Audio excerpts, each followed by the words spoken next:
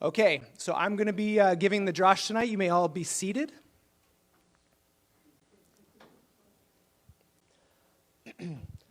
Rabbi Steve has asked me to keep this at 5 minutes or so. I'm going to try to keep it between 5 and 45. We'll see how it goes. I don't want to quench the spirit, Rabbi. Where are you? There he is. Okay, he's chatting. Anyway, so this week's Parsha is the chapters in Genesis 28:10 through 32:3. And as I was reading this, quickly it became apparent to me that these are the Jersey Shore chapters of Genesis. This is where a lot of drama unfolds. There's lots of dysfunction. There's lots of craziness that happens. There's lots of treachery and deceit. There's catfighting. And it was very sad, actually, if you think about it, but also extremely encouraging. So I was very encouraged after reading all of this, which I'll explain why momentarily. So we know later in Scripture that Joseph's brothers throw him into a ditch and they eventually sell him into slavery. They wanted to kill him, but they decided to make a little money. And you think to yourself, how could this be? How could a family devolve so much into this behavior with each other? And I think that these passages that we read tonight are a good indicator of how that could happen. So just a brief synopsis of what transpired. It begins with Jacob setting out on his own, and he's going to find a wife in the land of Haran, where his relatives came from. And he stops in the midst of the journey, and he has a dream. And as I was telling you guys during the liturgies, it was the Jacob's ladder dream. He envisions the stairway to heaven. Angels are descending and ascending on this stairway. And it's very interesting how it reads in the scripture, because it says, and behold, like it suddenly appeared, and all of a sudden it became visible to him. And the Lord himself is standing on top of the stairway, and he begins speaking to Jacob. And he blesses him. He first of all introduces himself. I am the God of your forefathers. And he promises to give him the land upon which he's lying. He promises to give him many offspring and spread him across the whole earth. All families of the earth will be blessed through him and his seed. He says, I am with you. I will watch over you, and I will not forsake you until what I have done. Or let's see, I will not forsake you until I have done what I promised. So it just really begins with a bang, and you feel like, wow, Jacob, he's blessed on his journey. It's going to be great. And then he meets his uncle Laban, right? Laban. He's Jacob's mom's brother. Okay.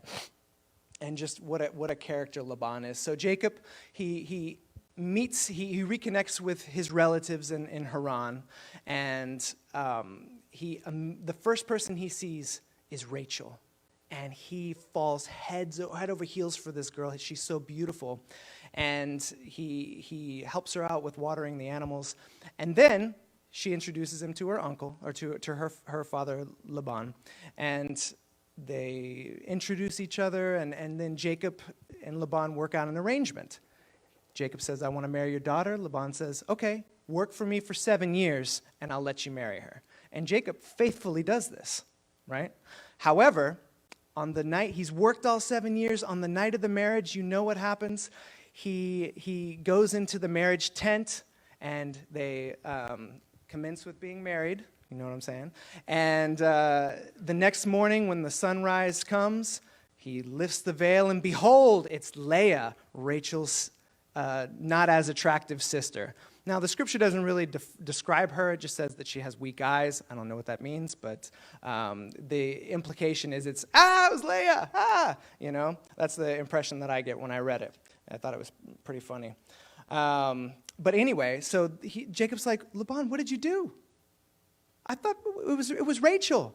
And Laban says, I know, like, in this place, we don't give away the younger daughter before the older daughter, so I had to marry you to Leah first, but don't worry. Just finish out this week. I'll give you Rachel too in exchange for another 7 years. And Jacob says, okay. And so he does it. And so he marries both Leah and Rachel, and he works for Laban for another 7 years. And lots of things happen during this time. He begins having children with his wife Leah. I thought that this is a really beautiful moment in Scripture. It says that God saw Leah and saw that she was unloved, and he opened her womb, and she began having baby after baby for Jacob, including Judah, through whom the Messiah was descended eventually. So God had a lot of favor for Leah, even though she was not favored in the world, which I thought was really interesting.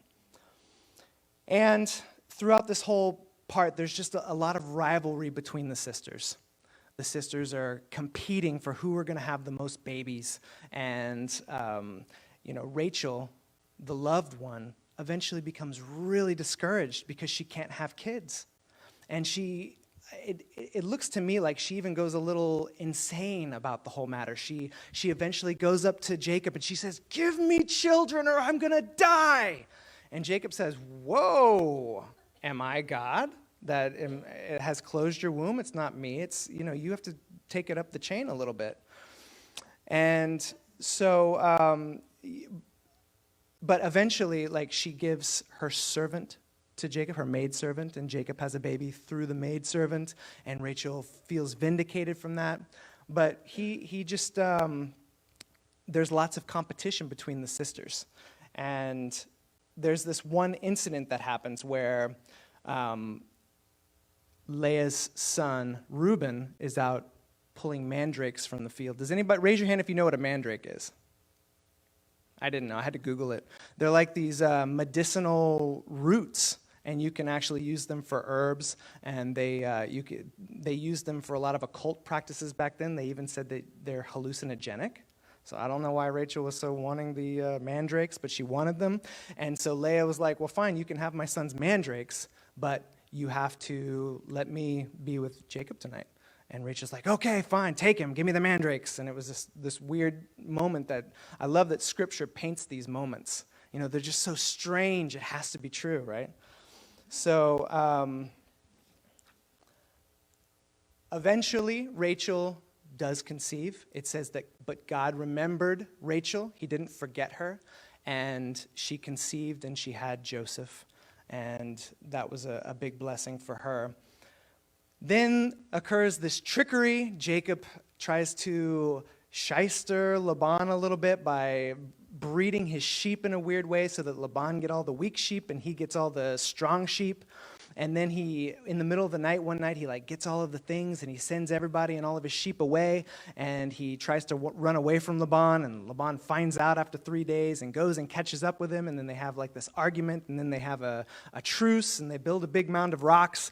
And all of these things happen, and it's just a very strange section of passage, or a section of Scripture. And in the midst of leaving Laban's house, Rachel, Laban's daughter, steals all of his idols, and they run away with all of his stuff. I mean, I would be upset if I were Laban too, but he kind of had it coming to him because he was, he wasn't very fair with Jacob. It does say that he changed his wages 10 times over the years that he worked with him, and he just sounds like a horrible boss.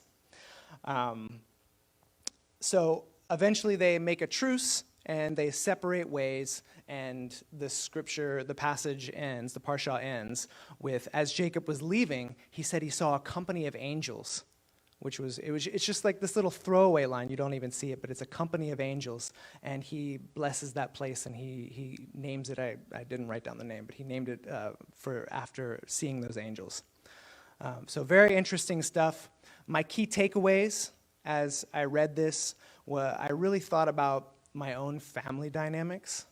I thought about the several dysfunctional ways in which I was raised, and those sort of generational sins that were carried down to me, and how they played out in my life and in my decision making, and also how they might still play out in my life, and and how I'm raising my children. And so it was just sort of interesting to meditate on that. And lastly, the most impactful thing for me about all of this is that God still chose Jacob. Even though he knew where Jacob came from, even though he knew where he was going and who he was about to get involved with and all of the drama that would unfold and the dysfunction, he still chose him. And he still used Jacob to further his purposes.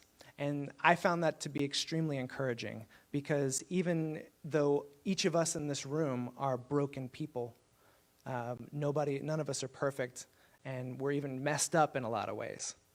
But God still uses us, God still loves us, and God still chooses us to work through.